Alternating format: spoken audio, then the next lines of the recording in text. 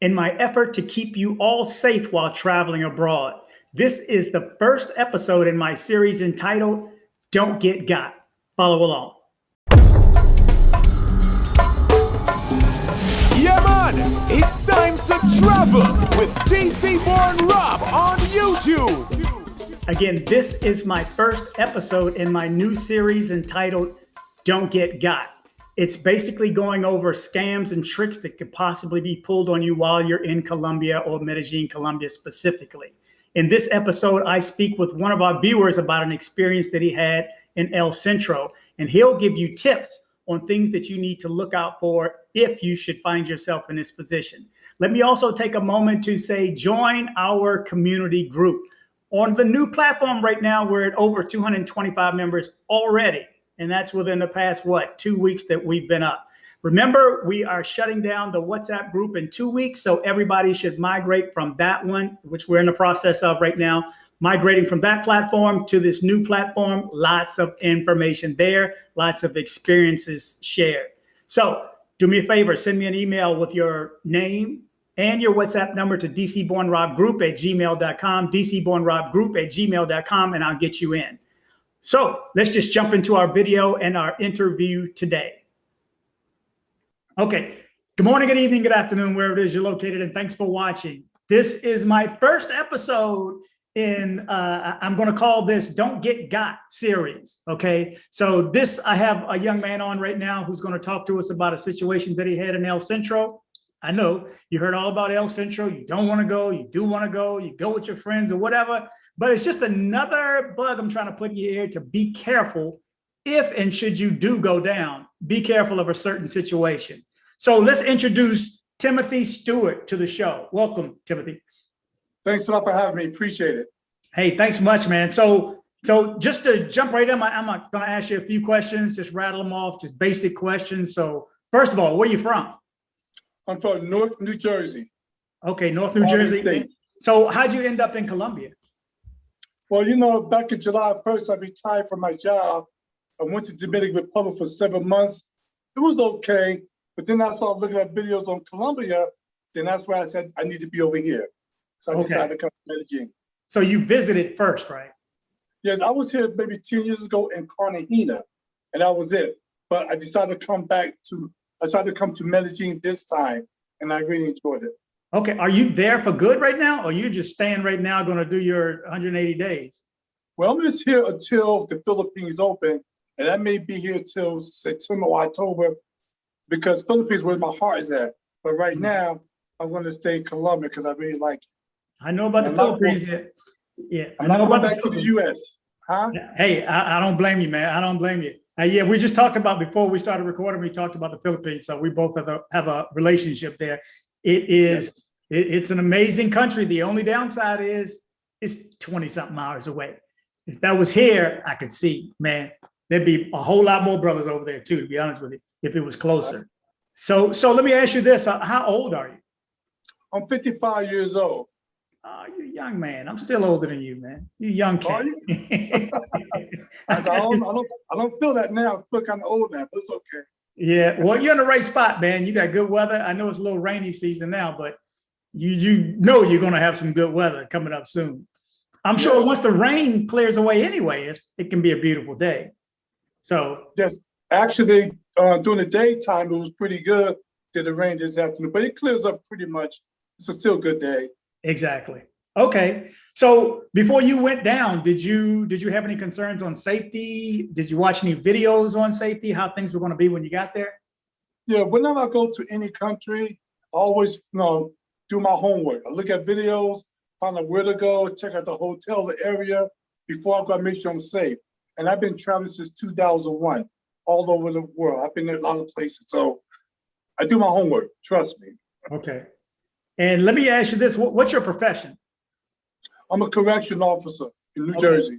And we talked about this before. The reason I'm asking you that is because it has a bearing on what happened in his story. So, and how it helped him in a particular situation. So why don't you just jump in and tell us what happened? Okay, basically I was at an open cafe, and at this time it's about 7 o'clock, 7:30. And normally at this time in El Centro, it's time for me to go home. Okay. At 7:30, no foreigners or Americans should be out in El Centro. That's just the way I feel. Other bloggers feel the same way. So I'm leaving. On my way back to my hotel, because my friends is over there waiting for me. As I'm walking, I see a couple coming towards me, like passing me, the girl and the guy. So I didn't think nothing suspicious of it. But when they passed me, on the corner of my eye, I can see the guy turn around and coming towards me, and he's talking, candy, have some candy. And I'm like, no. And I keep walking. And then next thing I know, he was pretty much close to me. And when I lift my arm to tell him no, this is what I do, my hand hit the box of his box of candy. It's a flat box, but it's wide. But that was kind of strange. I don't know why my hand hit it, but it hit it, and the candy fell onto the ground. So that's when I kind of turned towards her, and then I noticed a girl that was with him. She was already in front of me, picking the candy up. So at this point, I feel I'm being pit. I feel I'm in a pit or something. Excuse me, my phone messed up. I feel I'm in some kind of pit. So she's bending down, he's bending down. And at this point, I don't feel comfortable this guy's close to me, because as an officer, you never let nobody get on your strong side. That's where my weapon is at. So I have a habit of moving my hips. So it's a habit. So I'm not all working out, but when I move my hips between the box and my hip, his fingers in my pocket. At that moment, I went into another zone. I grab him, pull him up, and I sweep him, clip him, boom. He's on the ground. Now I'm saying to him, and he's like this, no.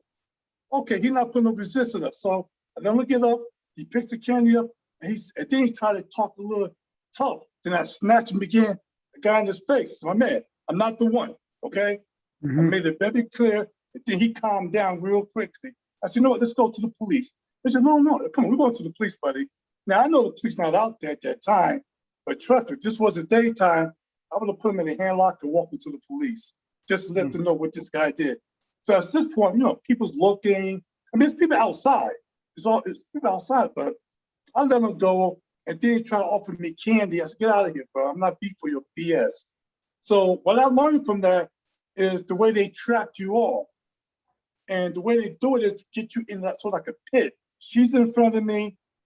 When he came towards with the candy, he kind of did like this, and that's how my hand hit it. So he intentionally wanted the candy to drop on the ground in front of me.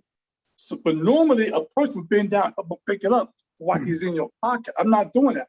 I'm moving my hips because that's what I'm used to doing. And that's when I saw his finger. But trust and believe, if it was somewhere else, it would have been different. But I know where I'm at. I'm not trying to start no problems, So the key is he didn't resist. But if he did, I had the advantage. He was already on the ground. And I think we have to be aware of the situation. Always keep your eye contact. When people look at you, keep eye contact with them. But the key is when somebody comes from behind you on the side, what I would do is kind of move on an angle. Stop, move an angle, face them. Then you got this side covered. You here. He's not near your body. And you say, yo, my man, no, I don't know Spanish. So I'm like, yo, back off, bye, adios, bye. That's how you do it. Because if they're close to you, they would get your phone. And guess what? These guys was very good. They would have got this was your phone, right? Your phone or your wallet? My phone. Right in my front pocket. That's how good they are. Front pocket. My front pocket, he had his 2 30 fingers in my front pocket, because he had the box kind of near me like this. While he's bending down, he got one hand like this, the other hand under the candy box. It's a big box, so you can't see that hand. But when I moved, I saw that gap in between there. That's when I saw his fingers. And being a former officer, I have an intuition about things. It just didn't seem right. She's in front of me so quick, and he's right here. I got trapped off, and it got to anybody. So you just got to be aware, and the way you move your body, you got to position yourself where they won't be near your body. So now, I'm not going to allow no one that close to me. If I have to stop and pivot to my man, back off, that's what I have to do. If they get close to you and start talking to you, forget it. It doesn't mean nothing. Okay, let me ask you, what did the lady do? She was helping him pick up the candy. Once you snatched him up, what did she do? She, I didn't really pay pretty much attention to her. When I snatched him up, and then when I grabbed him the second time, I noticed her keep bending down, like on the side of me, in front of me. So I kind of like moving with her, move my body, move him with her, because he was actually trying to, I'm sorry, he was trying to, I don't know what she was doing. So I had to watch her too. Mhm. I had to watch her too. I don't trust her. So she one that's actually stopped me from moving forward. If the candy would have dropped like it did, if she wasn't in front of me, I'd have kept on moving. You see? Mhm. But she had to stop me to pivot me. So that's why he was able to grab my phone somewhat, but he didn't grab it because I did twist his hand out of it and everything. Mhm. So it's a two-way setup. The distraction was the candy. The candy Mhm. fell, and you're going for the candy, but I didn't go for the candy. I just stood there and moved my hips, and that was it. So everybody has to be aware of it. Exactly. You just brought up the key right there. And I don't know if you saw my other video about pickpocketing and the alert that went out on it, but the number one thing they try to do is distract you. So if they can get you to focus on one thing or bump you on the left, they'll pull from the right.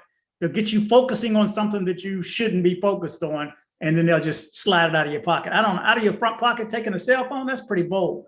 But when you told me this story, it was intriguing because someone else told me this same story for his cell phone. He didn't notice until he got home that his cell phone was gone. But it was the same thing. And you tell me this. He said it was a little boy holding a tray. This was a little boy. He said, a little boy holding a tray, but it also has a strap around the neck holding that tray. So you think his hands are right there. He can release one hand and go in your pocket and, and balance the thing because he's got a thing around his neck. Did this guy have something around his neck, or was he solely just holding it with one hand? You know what? He might have had, because when he fell to the ground, he still had a tray in front of his body. So he had to have something around his neck. So like you said, he had one hand under it and the other hand under the thing, giving my phone. And you're right. That's how they do it. You're right about that. Yep. So the thing, you gotta get them on the side, in front of you, not on the side of you. Wow. Yeah. Wow. And two people, you always have to keep those two people in front of you. If they start to split up, back up. Because if they split up, somebody's trying to get behind you. And it could be two guys, three guys, whatever. You just keep all of them in front of you. But yeah, that's how it happened anyway. That's exactly how it happened. And from that experience, I remember about 3 weeks ago, I was in El Centro, me and a friend of mine, and I was walking. I remember a lady saw me in front of me. She saw me and she started walking in front of me. No big deal. And then she stopped all of a sudden, and I almost bumped her. But what I did, I turned around to see who was behind me. There was a guy behind me. I looked, and he looked at me. That was a setup too. They're very good at that. So watch your rear, watch your side. If somebody's walking towards you like this, let them go first, because they tend to slow down, let you go first. You let them go first, or you stop. Always cover your sides and your rear. And El Centro, I mean, during the daytime, it's good. You do a lot of shopping, restaurants, but at night, you need to go back into your hotel. And that's where I was on my way to. But maybe I need to do a little earlier. Yeah. It's dark. It's just, sometimes it's just the sheer masses of people. In the daytime, it's just so many people, and you, especially if you get on the metro, you expect people to bump into you. So you're more susceptible to getting bumped in. And I took my girl there we got off at San Antonio and walk up to Parque Botero. And she's, oh my God, I love this building. I love these statues. And she's just enjoying herself. And I'm looking around. I can't enjoy anything because I know once you lose the focus, people see that. They see, oh, she's relaxed. She's having a good time. But now I got to look around and go, I can't enjoy anything because I'm trying to get some eye contact, because you'll see that's the key right there. Get that eye contact because you will see them. Yeah. And it's funny you said that. You made eye contact with them. Most likely they probably won't try you, but you never know. Even my friends say, you're a big guy. Why did they try you? But it doesn't matter. It doesn't matter what size you are. If they could distract you, they would get you. And like you said, I'm used to always looking at my surroundings. That's just me generally. Yeah. You are no surprises. So sometimes just keep your cell phone in your hand. And if you're in the crowd, at least you know you have it. And nobody's going to strong arm rob you that way. They do, but from behind, these sneaky kids, they don't rob you. They don't strong arm rob you like that. So. Yeah, and a lot of times when stuff happens and they snatch something from you, you don't see them. So I think that's why when you give them eye contact, you let them know, I see you. So if anything does go down, I've seen you and I know who to find in a crowd. You snatch that one person that you saw. Yeah. So, hey, I appreciate you telling the story. Just one last thing before you go. What advice would you tell people? Well, it doesn't matter what you say. People are going to still go down El Centro. You can tell people to the cows come blue. Now they want to go see how bad is it and want to go down and video record with their camera. Oh, wow. What kind of advice would you give to them about touring El Centro? And if you're in this situation right here? If you're in El Centro, I believe during the daytime, you're fine. There's people out there. Just make sure your phone is tucked in your pocket or in your hand during the daytime, because they're not going to strong arm rob you. And if you want, and at nighttime, it's not good to go out at night. I think after 7:30, you need to go back in. I know a few friends of mine, we all was together that weekend. We wanted to go to a bar hopping. And I said to him, I'm not doing that, buddy. I don't care. I don't care. El Centro? I know it's 4 big black guys, we're big. But guess what? Let's say we was in another city, Detroit or North, and we're 4 big black guys. You think we're gonna be afraid? It's gonna be a problem, no matter how big you are. They got guns, they got a knife. And by the way, in front of my hotel, which is a nice one in El Centro, a guy, I think a foreigner or American got robbed at gunpoint. Another resident was telling me yesterday that he was on the phone in front of the hotel. The guy on the motorcycle came up and took his phone and took off. So again, in the hotel at night, after 10 o'clock, they lock their doors. Yeah. You got to lock to get in. So my advice is just be careful at daytime, be careful at nighttime. It's best not to go out. If you do go out, just stay in the area where the hotels are and maybe have 2 or 3 guys which watch each other back. But don't forget, the cops not out there at night. They don't be there. There's a reason for that. And there's a reason for us to be there at night also. So just be careful. You just brought up another deterrent too, and that is to always be in a group. You're less liable to get scoped, with scopolamine, the drug, or you're less liable to get robbed if there are a bunch of you and everybody's focusing, unless all of you drunk. Drunk, or unless they have a gun or weapon. If they have a gun, it doesn't matter how many you are. That's why I told my friends, it's still not safe to go out there. We don't know who has weapons out, who has a knife. So it's best to do your little party through the daytime. At night, that's it. But I was just there for the weekend because I live in Poblanos, so Okay. no big deal. Now I have one last thing. I have heard people comment or seen some comments on a couple of videos that I put out in the past, and they're like when the guys got robbed at Energy. I don't know if you saw that building. 2 guys got robbed out front, chains. Yes. Dude on a motorcycle pulled up, the one on the back. Yes. Yeah. But somebody commented, man, I would have jumped up and fly kicked him, reverse spin kicked him, and snatched that gun out of his hand. You being a former corrections officer, and from what you just told me too, if they got a gun, what do you advise these people? If they have a weapon, gun or knife, give them your stuff. Give them what they want. You're not being a punk, you're playing safety, because he could shoot you, or it might be worse. He can stab you with a knife, a dirty knife that might be infected. You don't know what it is.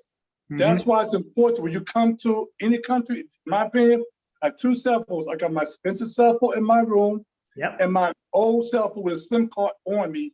And I carry only a little bit of pesos and no debit card. So if they take anything, okay, it's no big deal. Then they get my debit card. I don't carry a wallet. I don't care. What I do is, it's going to be fun. I carry a sandwich bag with my bills in it and some heavy change in there so I can feel it. So if they try to use their finger and take it out, I will feel the weight. That's just me. But don't carry no wallet because you're going to get stolen. A guy in the Dominican Republic got all his stuff stolen. Wallet, credit cards, and his phone. It's not worth it. But don't be a superhero. You're not going to jump out there and stop that gun. I think that person look at too many television. Yeah. That's TV talk.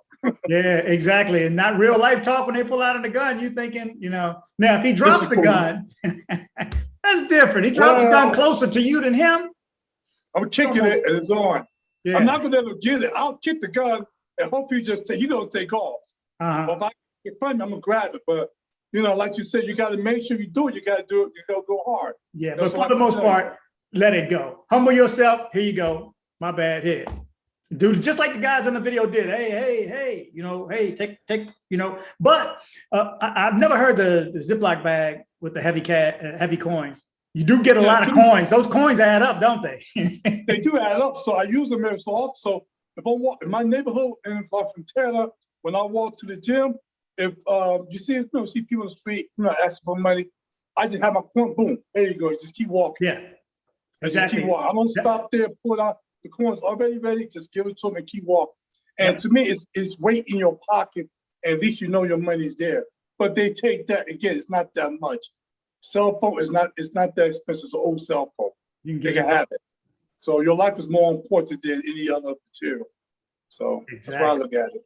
Well, hey, man. Hey, I appreciate you coming on and telling your story. I was intrigued by the other story that I heard. So good advice for my viewers. And because, again, my whole goal is to get them there, let them enjoy themselves, and make it back safely without any issues. So, hey, I appreciate you coming on, Timothy, man. Thank you so much. You're welcome, Rob. Nice talking to you. Have a good day. You too, man. Take care.